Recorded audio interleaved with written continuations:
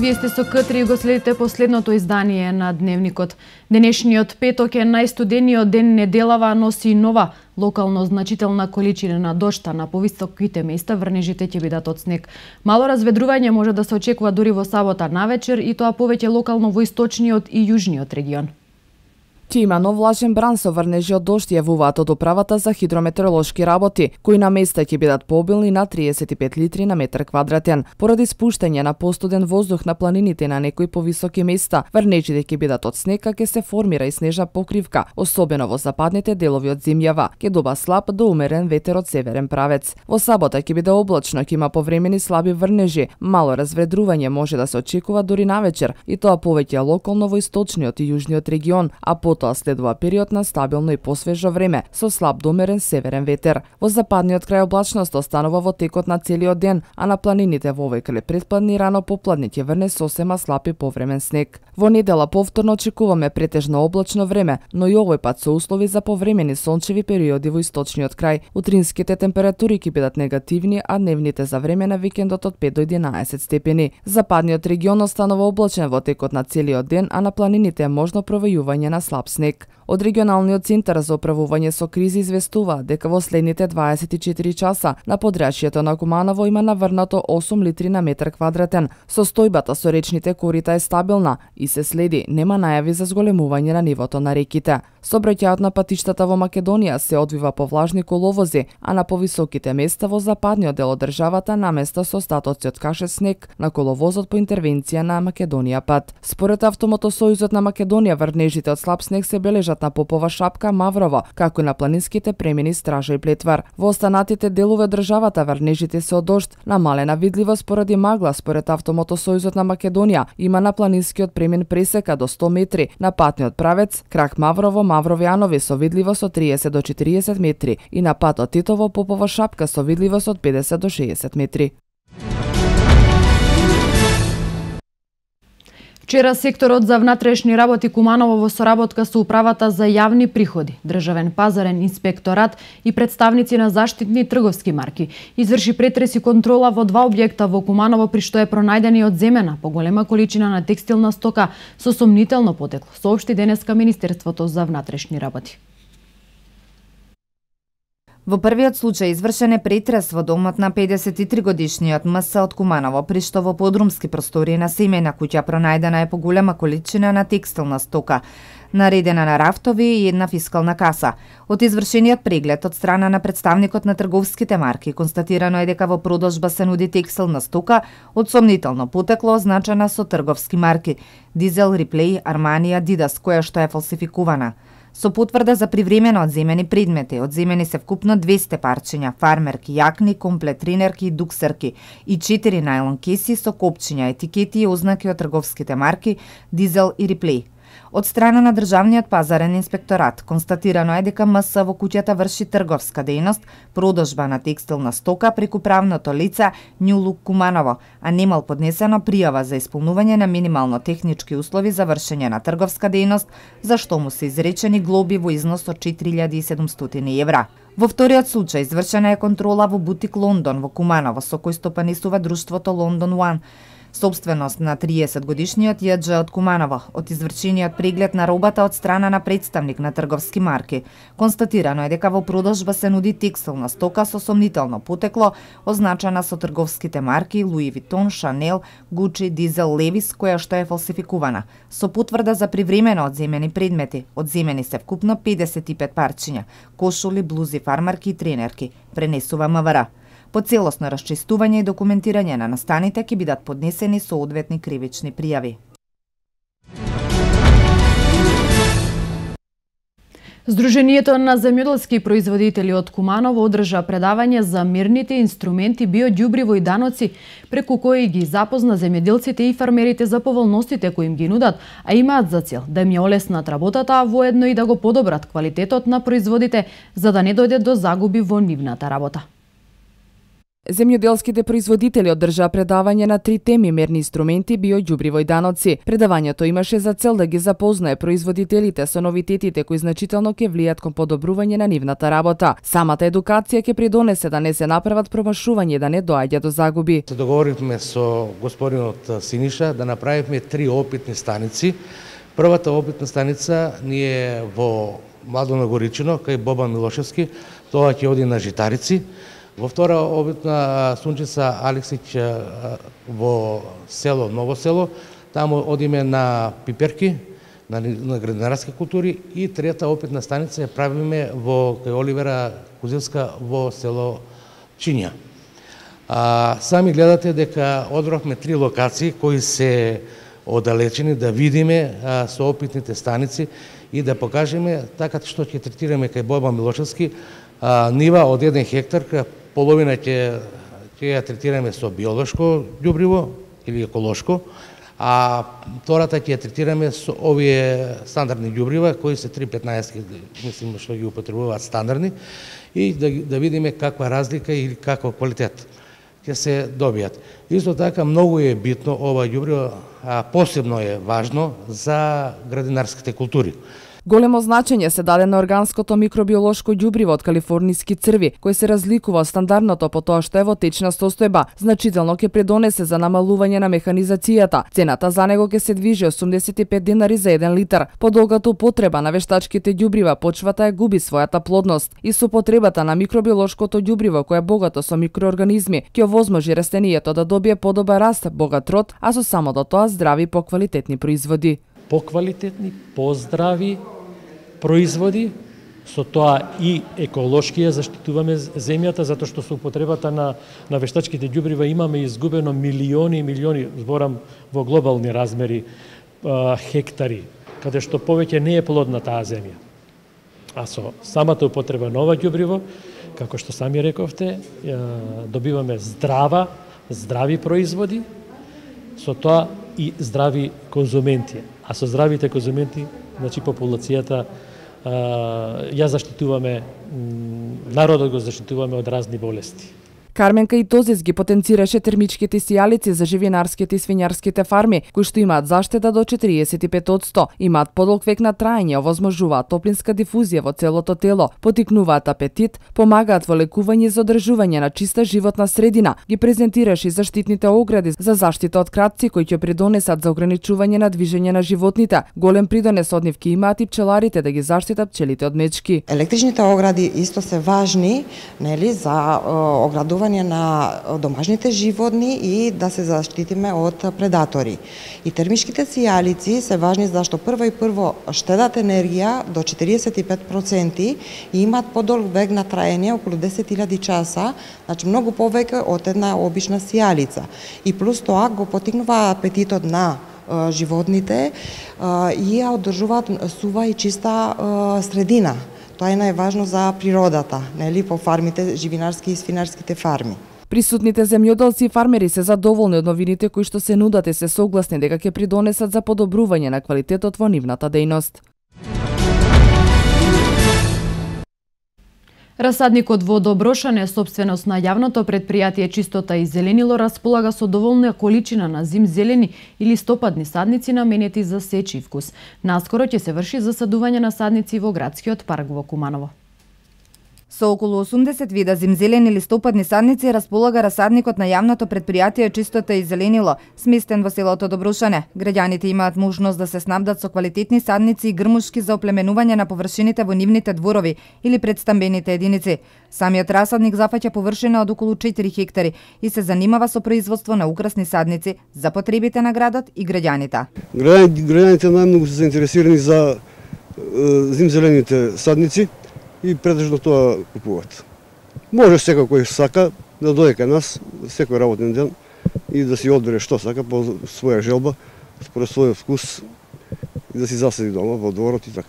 Кумановци најмногу се заинтересирани за зимзелените садници, претежно одбираат ваков вид на садници за оплеменување на нивните површини. Моментално планираме да во долниот градски парк да извршиме засадување на садници и моментално тоа се работи. какви садници ќе бидат?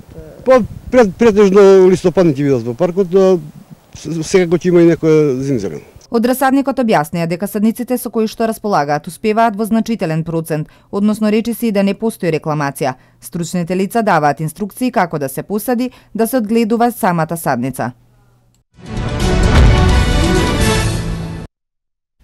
Полицијата поднесе пријава против МС 63 годишен од село Конопница, директор на ФЗЦ 11 октомври поради постоење основи на сомнение дека сторил кривично дело несовесно работење во службата.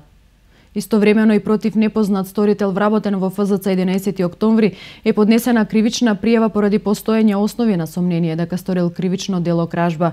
МС во период од 2009 до август 2015 година не организирал вршење на попис на задолжени доверени алати и машинска опрема. На тој начин овозможил секој влез на донесени електроделови и излез на истите да се врши без налог, со што овозможил непознатото лице во повеќе наврати да врши кражби на електроделови кои не се книговодствено евидентирани на штетата на фирмата.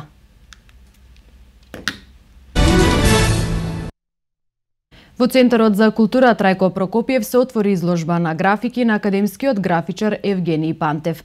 Нова изложба беа изложени вкупно 25 графики, а кумановската публика за прв пат имаше можност да се запознае со Пантев.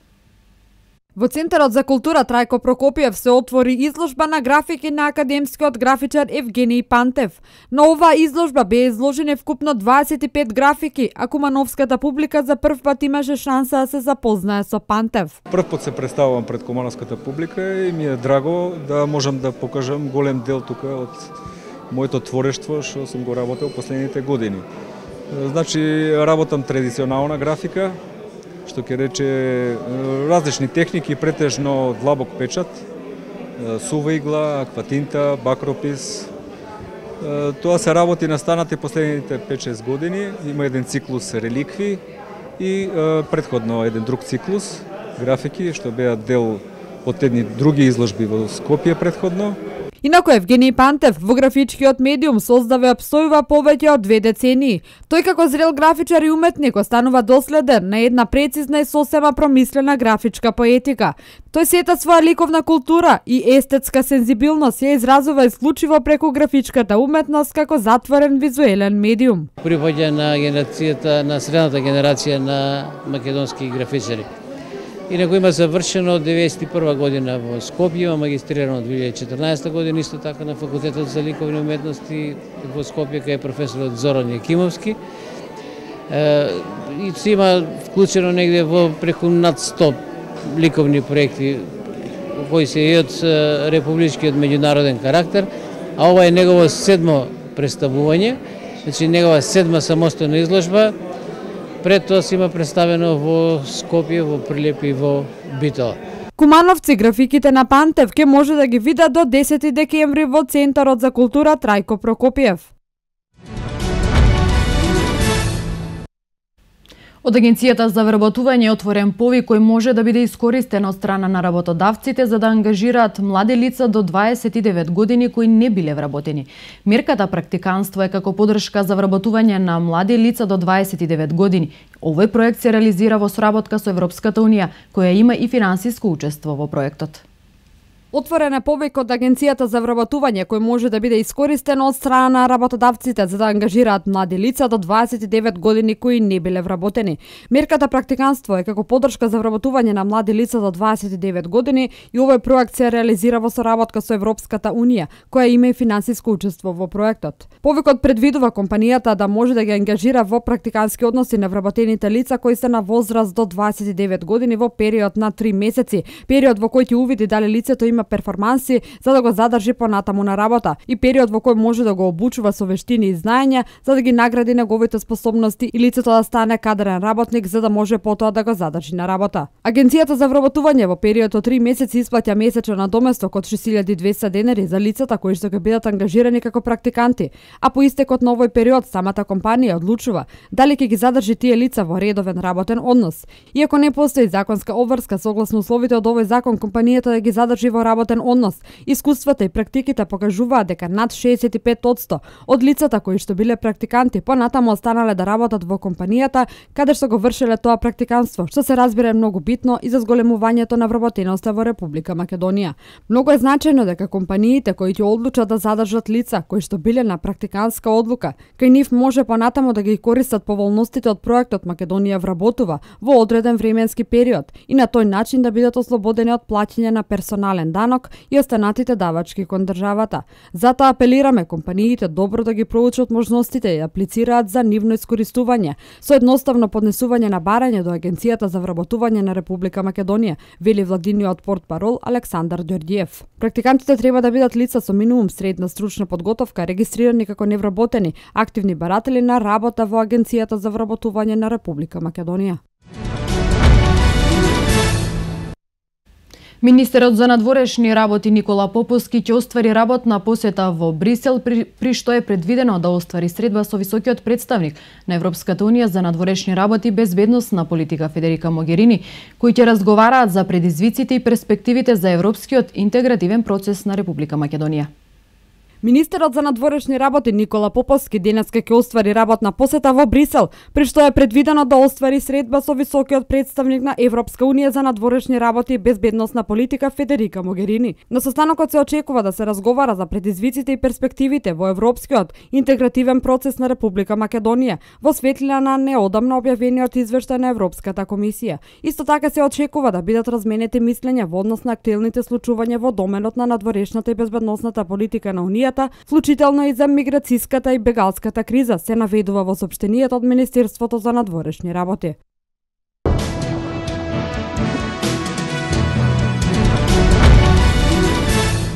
Постои опасност исламската држава да ја нападне секоја земја од коалицијата против неа, вели европскиот координатор Жил де Керхов. Двајца осомничени терористи се уапсени од германските специјални единици во Берлин. Москва инсистира дека Турција знаела од соборениот авион не руски. Вести од светот.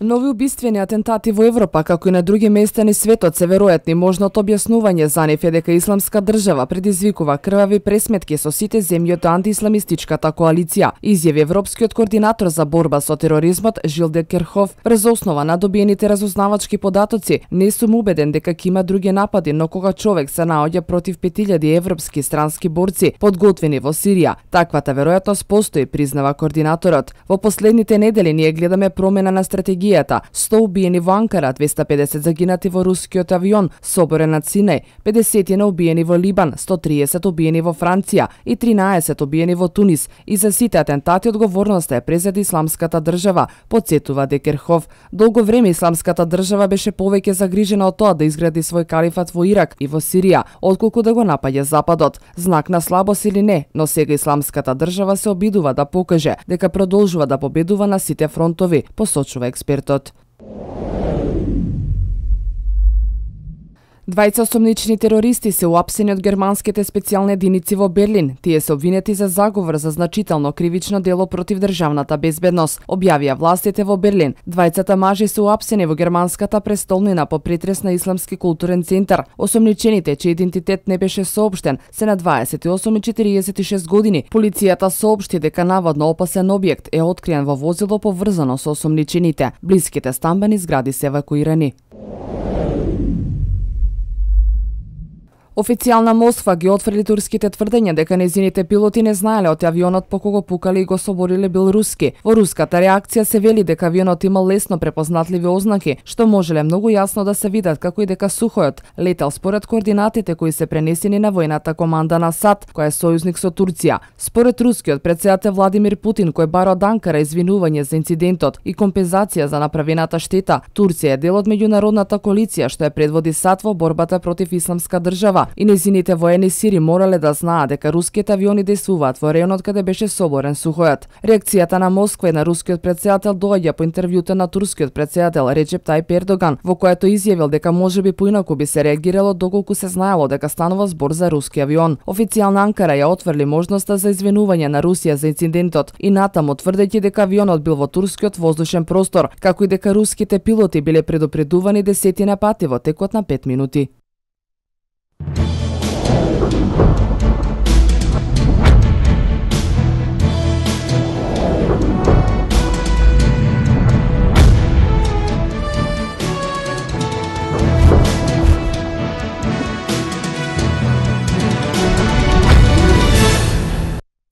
Поради слабите резултати во овој дел од сезоната, досегашниот тренер на кошаркарскиот клуб Куманово Љубисав Луковиќ доби отказ, а на негово место со одлука на управниот одбор е назначен Страшо Тодоровиќ. Во кошаркарскиот клуб Куманово неопходни беа промени, бидејќи успесите не кореспондираа со челниците на клубот, но и со љубителите на кошарката од градот. Тренерот Луковиќ, кој повторно доби шанса да го води Куманово, очигледно не се снајде на оваа функција, па поради тоа и доби отказ.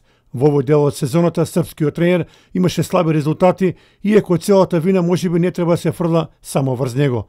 Причините за слабите постигнувања на Куманово има и во делот некои кошаркари кои не ги прикажа очекуваните игри.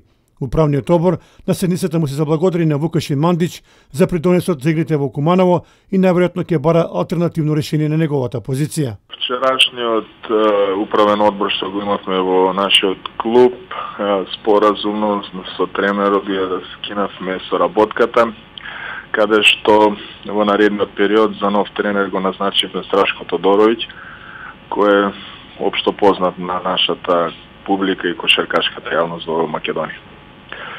Предходно Вукашин Мандич поднесе барање до управниот одбор поради неколку причини да го напушти својот клуб, кој предходните години не задлужи многу како клуб и ние му леговме во пресред, така да од вчера Вукашин Мандич е слободен играч и си заминува од нашиот клуб. Да се надеваме дека овие промени ќе донесат подобри денови за Куманово, а тренерот Страшо Тодоровиќ повторно ќе биде на тежок испит. Сепак останува да му посакаме среќа и успеси како и минатата сезона.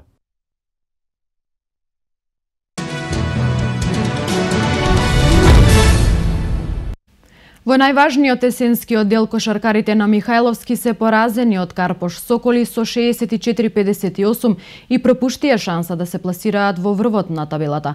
Домаќинот целиот меч го одигра во грч, а слабиот процент во ударите за 3 поени беше една од главните причини за поразот.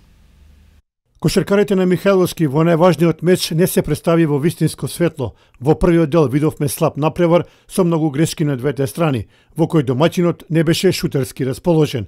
Првата четвртина гостите ја добија, додека втората домаќинот беше подобар, за да на крајот на првиот дел Михајловски замине со преднос.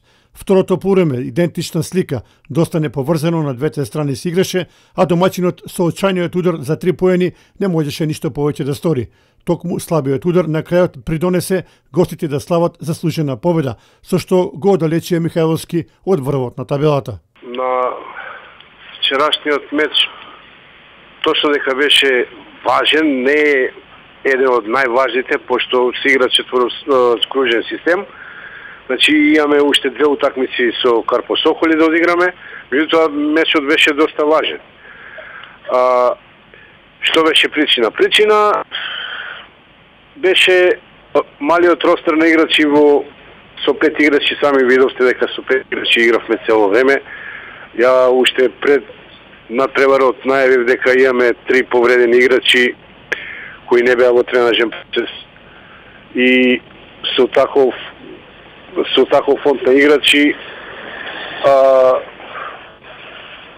екипата на Карпо Соколи постави уште на почеток некоја зона 1-3-1, каде што слабо се снајдовме со напад на таа одбрана, немавме шут од 3 поени. Од понеделник натаму ќе се спремаме за Црндрим.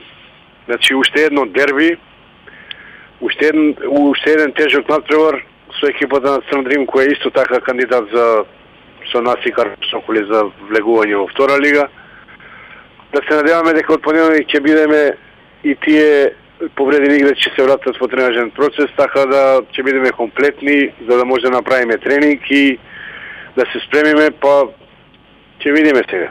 До крајот на првенството има уште многу да се игра, но очигледно дека оваа екипа која има потенцијал мора да ја се помогне финансиски, доколку Куманово сака следната сезона да има силен второлигаш. Воспротивно, можеме да останеме и без овој клуб кој има млади и талентирани кошаркари.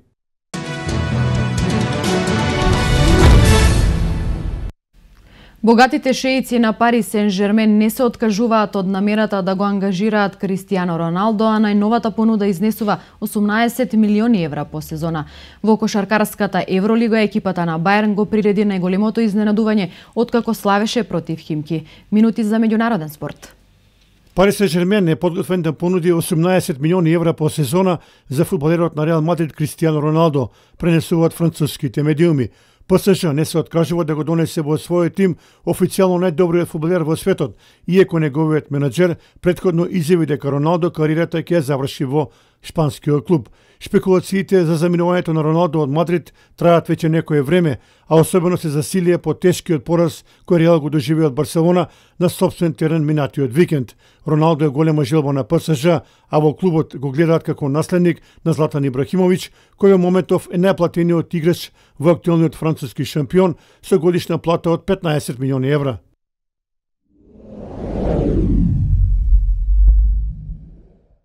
Екипата на Фенербахче оствари важна победа против Страсбур со 81-64 во седмото коло. Творци на победата беа Јан Весели со 20, како и Јудо со 15 и Богдан Богдановиќ со 13 поени.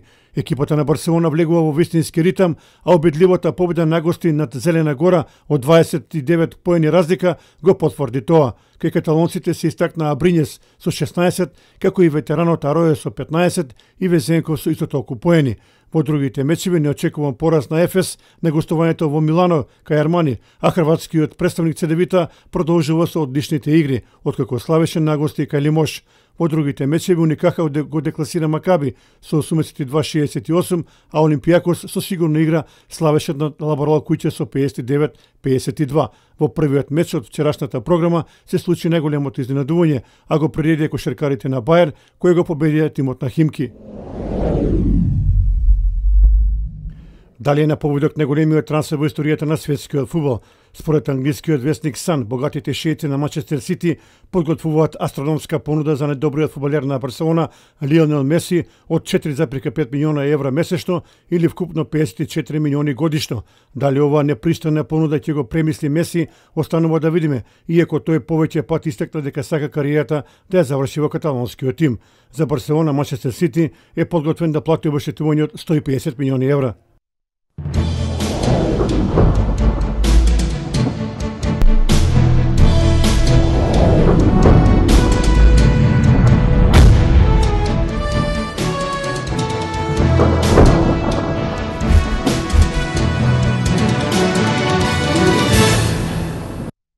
Какво време ќе има североистокот во следните денови, погледнете од временската прогноза.